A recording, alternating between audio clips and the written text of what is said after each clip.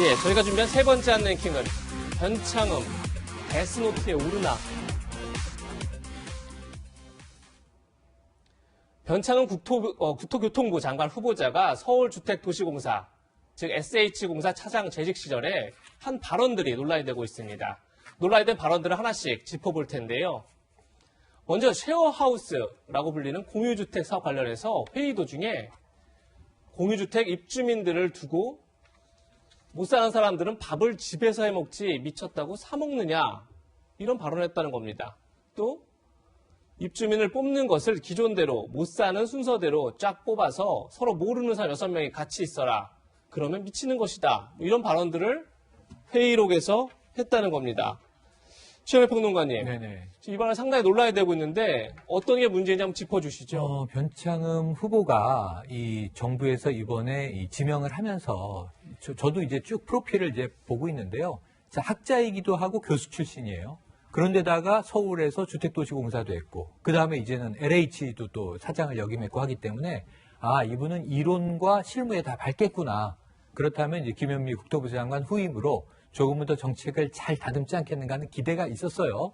그런데 지금 언행을 보면 좀 놀랄 대목이 있습니다. 학자 출신 느낌이 사라지고, 지금 저는 저 말의 취지는 어느 정도 좋은 측면으로 이해해 줄 수 있는데 표현이 좀 거칩니다. 그래서 이제 이런 대목이 좀 걱정되는 대목인데, 이런 거죠. 자, 못 사는 사람이, 이런 고위공직자는 어떻게 표현하냐면요, 정치인들은 형편이 어려운 분들이 예를 들어서 이 밖에서 밥을 사 먹으면 지출이 크니까 주로 집에서 식사를 해 드시지 않겠느냐.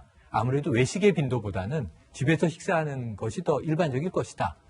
그러면은 내용은 전혀 문제가 없어요. 거칠지 않아요. 그런데 이게 좀 비하처럼 들리는 게 못 사는 사람이 미쳤다고, 이런 표현은 좀 고위공직자들이 일반적으로 쓰는 표현이 아니어서, 이 미쳤다는 표현이 또 이제 다른 입주민 선발 기준에도 등장을 해서 조금 이 언행에 대해서는 이게 무리가 있겠다는 생각이 듭니다. 네, 변호사님, 변 후보자의 또 다른 회의 발언이 논란이 되고 있는데, 아마 이제 지자체에서 체육시설을 좀 만들어달라고 요구를 했나 봐요. 그랬더니 이제 변 후보자 측은 체육시설 만들어주는 것에 좀 부정적인 입장이었는지, 뭐 이런저런 내용을 환경단체에 그 내용을 슬쩍 줘서 떠들게 하고, 뭐 이렇게 좀 이런 얘기를 했다고 하는데, 저희가 이 부분은 어떻게 해석해야 될까요? 그러니까 그 내용은 그거예요. 그러니까 거기에다가 체육시설 해달라고 하니까 체육시설을 해주기 싫은 거죠.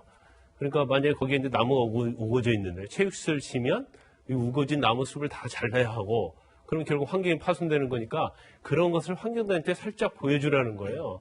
그럼 목적을 달성하기 위해서 이것을 이용하는 거잖아요, 환경단체를. 네. 그러면 이런 방법이 정말 옳은 방법인지, 더군다나 체육시설 같은 경우에는 설사 이제 뭐 단지 내에 있다랄지 아니면 어떤 건물에 있어서 굉장히 중요한 부분이 하나 아니에요. 그러면 일부가 뭐 약간 훼손된다 할지라도 크게 환경과 관련이 있다고 보진 않아요. 그러면 이런 부분을 갖다가 사실 그 입주민이랄지 거주하는 사람의 편의성을 위해서 판단을 해야지, 이걸 해주기 싫다고 해서 사진을 살짝 보여줘가지고 환경단체로 하여금 반대하게 만들려고 하는, 이런 꼼수를 부렸다는 것 자체가 사실 국토부 장관으로서 굉장히 부적절하다 볼 수 있는 거죠. 네. 예.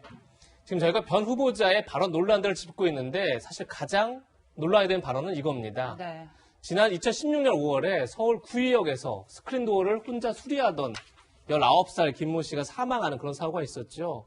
이 사고 관련해서 변 후보자가 하나하나 놓고 보면 서울시 산하 메트로로부터 위탁받은 업체 직원이 실수로 죽은 거다. 사실 아무것도 아닌데 희생자가 조금만 신경 썼으면 아무 일도 없는 것처럼 될 수 있었는데 결국 그 희생자의 잘못이다, 이렇게 발언을 했다는 겁니다. 이현주 의원님, 네. 이 발언은 굉장히 논란이 되고 있어요, 지금. 네. 정말 저는 저 발언을 듣고 충격적인데요. 이게 사실은 서울 메트로가 이 어떤 스크린도어를 하청업체에 이제 관리를 맡기는데, 이게 이제 그 규칙이 어떻게 되냐면 이 지시를 하면 1시간 내에 와서 수리를 해야 된다, 뭐 등등 이런 게 있어요. 아무래도 이제 인력적으로 이런 게 부족하니까 원래 2인 1조로 가야 되는데 한 명이 이제 가서 지금 고친 겁니다. 근데 이제 고치다가 결국 이제 이 옷이 끼어서 사망을 했는데요. 그때 이제 이 김군의 가방에 보니까 워낙에 바쁘게 움직이다 보니까 제대로 밥을 못 먹어서 못 먹은 지금 컵라면이 있었어요. 네. 그래서 매년 이맘때 되면 구의역에 그 꽃이 놓여집니다. 이 김군을 추모하기 위해서. 예. 자, 이게 과연 김군의 잘못일까요?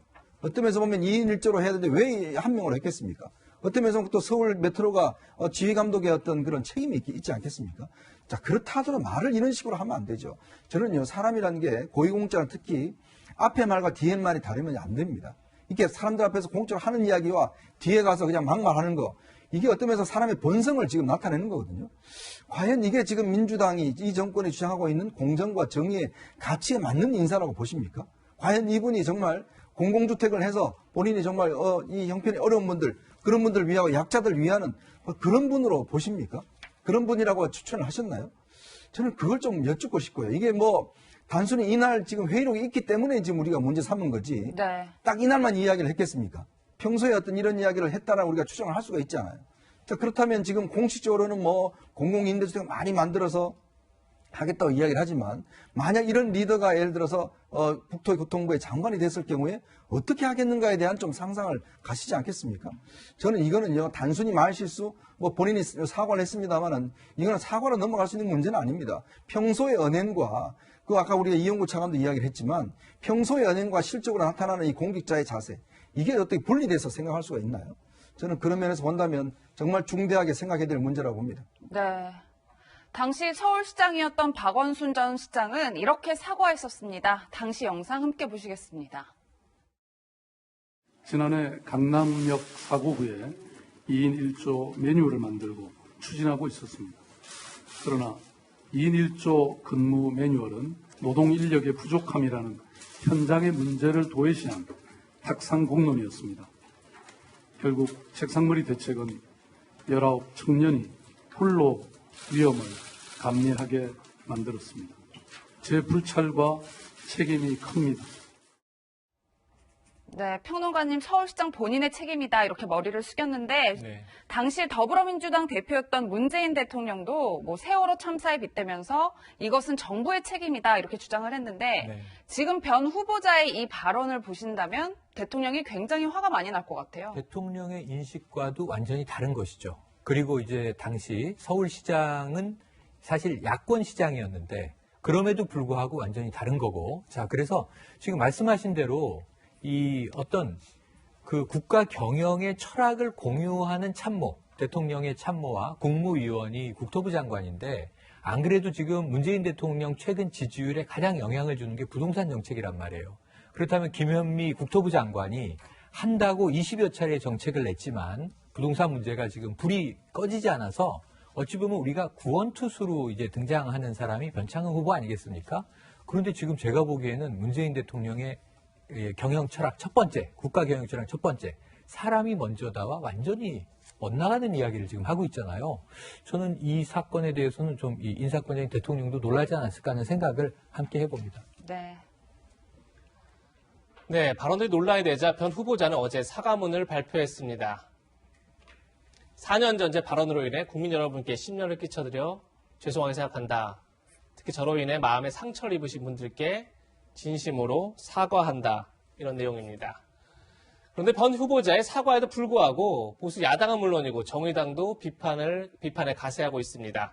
정의당 장혜영 원내 대변인의 목소리 들어보시죠. 변창흠 국토부 장관 후보자에게 묻습니다. 김군의 죽음이 정말로 그저 위탁업체의 직원이 실수로 죽은 것입니까? 정말 김군이 조금만 신경 썼었으면 아무 일도 없는 것처럼 될 수 있었습니까? 부끄럽지도 않습니까? 본인의 잘못된 과거의 발언에 대해서 뉘우치고 국민 앞에 진정성 있게 사과하십시오. 오늘도 어딘가에서 위험과 죽음을 무릅쓰고 위태롭게 일하고 있는 모든 김군들에게 진심을 담아서 사죄하십시오.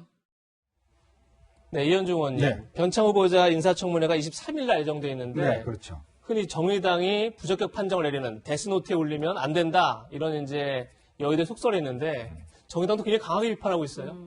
그거는 정의당과 민주당이 좋을 때, 사이 좋을 때 데스노트지, 지금은 제가 볼 때는 뭐 데스노트도 아닙니다. 왜냐하면 이미 지금 범여권이 뭐 180석 가까이 되는데 뭐 정의당 반대한다고 뭐 통과 안 시킬 이유도 없고 지금까지 24명이나 다 통과시켰어요.